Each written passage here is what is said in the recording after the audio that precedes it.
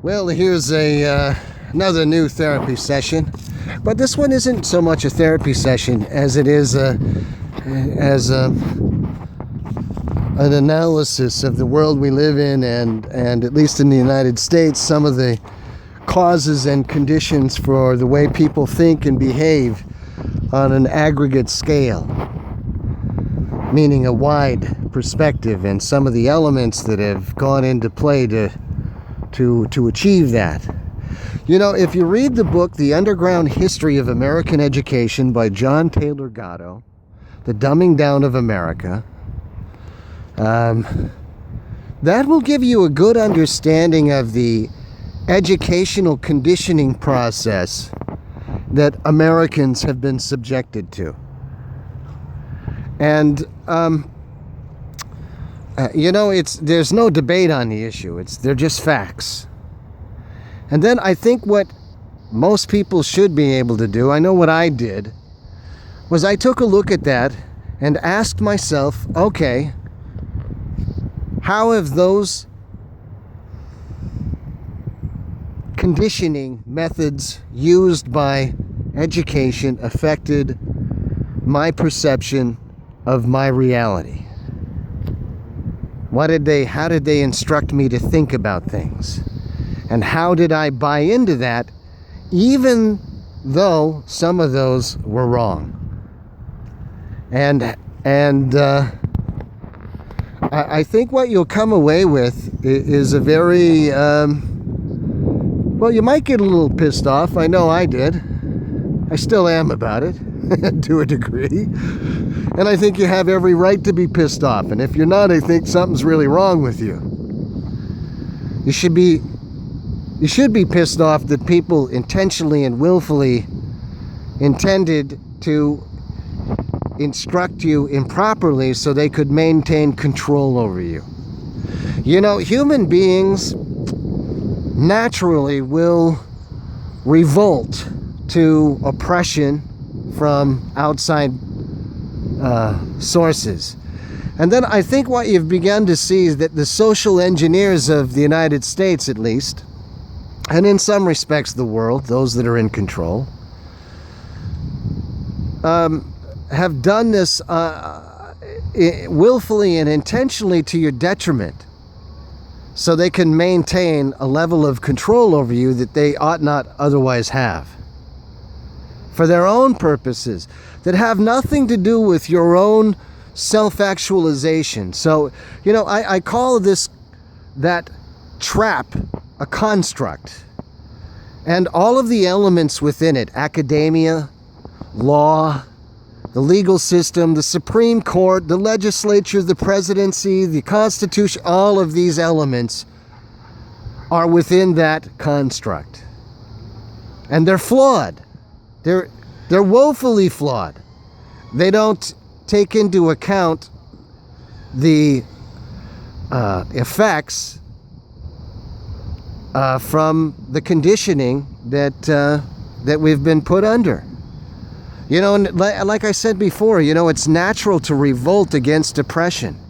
It's normal to do that. It's real easy for you to see that in people of North Korea. You know, when you look at people of North Korea and you see the brainwashing and conditioning that those people have been put under, if you don't feel horrible for them, then something's really fucked up with you. Okay, they don't deserve that. They never deserve that any more than you deserve to be stuck in that same construct. Because that is what you have in the United States. You know, let me give you another analysis or another viewpoint of that. One of them is, for example, the driving issue. You have the right to travel wherever you choose, but because some people wanted to maintain control over you, they created the notion that the ability to engage in commerce, which is a privilege to engage in that process, utilizing the roads, and there's an administrative process that regulates that called the Department of Transportation. You'll notice when a police officer's title is both police officer and peace officer.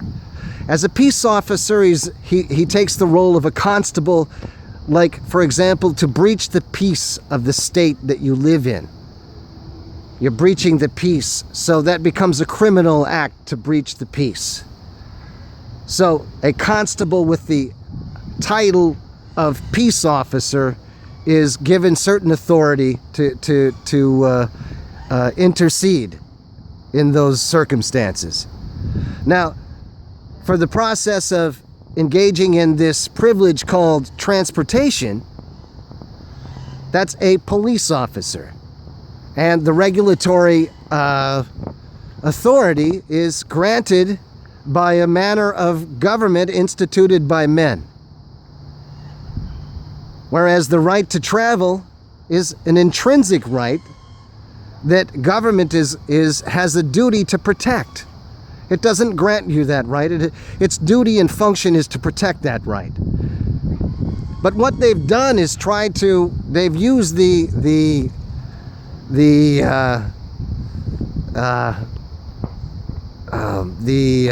administrative privilege of engaging in commerce, and they've superimposed it over your protected right to engage in travel.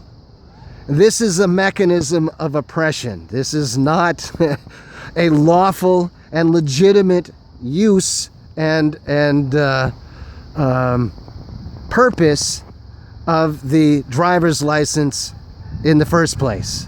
But you've been trick-fucked into thinking that it is.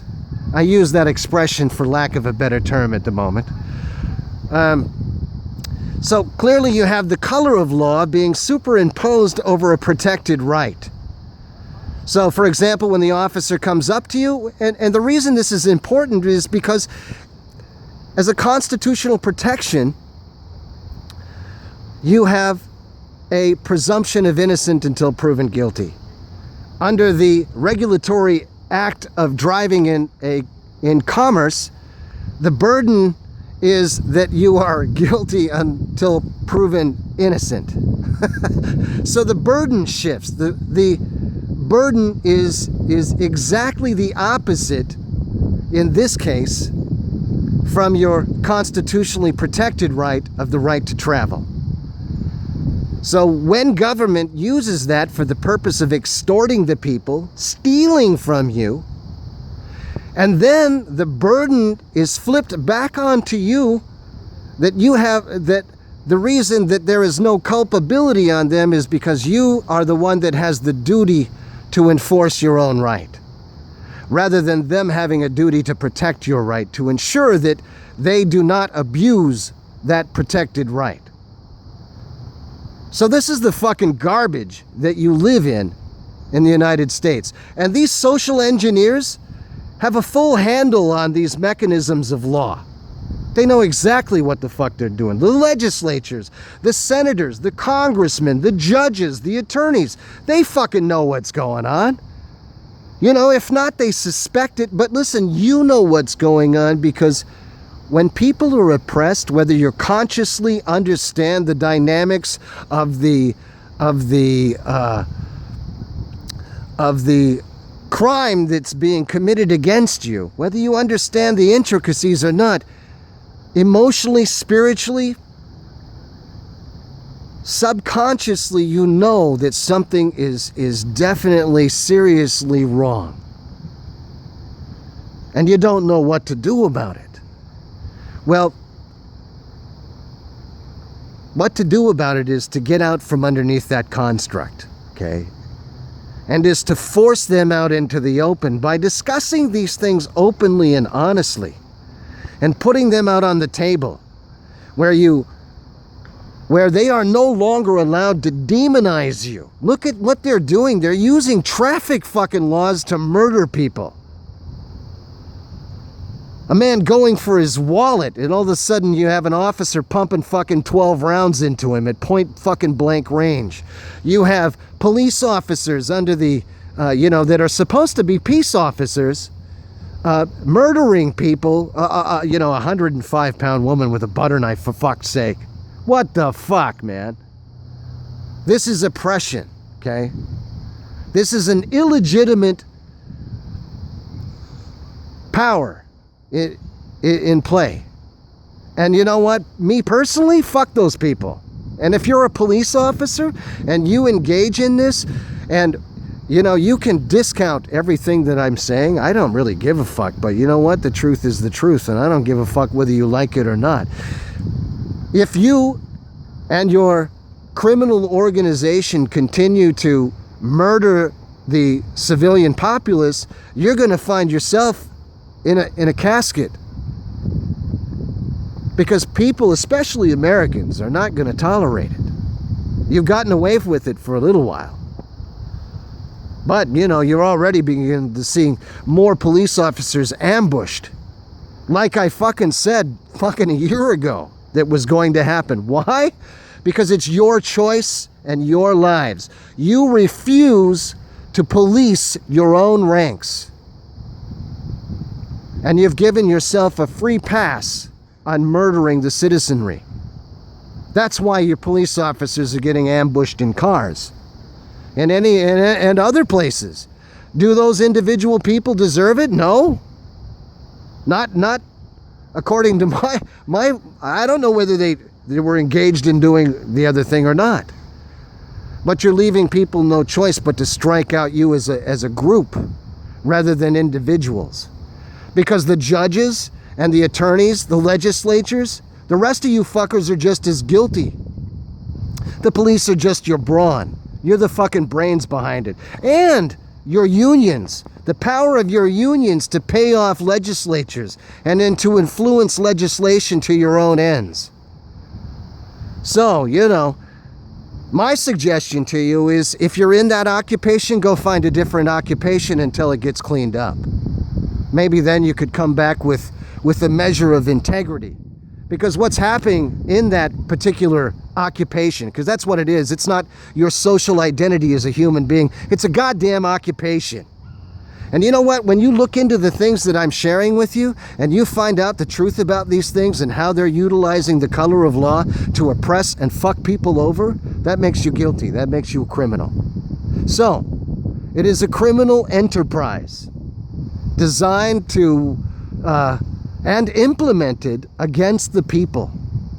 So I would really encourage you to get out of that line of occupation, because that is not who you are as an individual. And I don't want to demonize you like you demonize everyone else. Because once you get out of that construct, you can see what the hell's going on. And I know that the vast majority of human beings placed in bad situations like that are going to strike out. Even the officers will strike out. You know, but you're creating murderers amongst your ranks. That's effectively what you're doing. And you are the cause. It is your choice and your behavior that is causing these things to happen.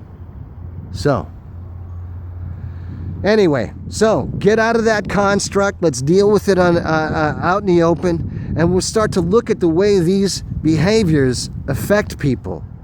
And cause people to either strike out at others or have it implode upon themselves. Fucking alcoholism, beating your wives, all kinds of fucking garbage is because of this construct. So anyway, just my thoughts for the moment.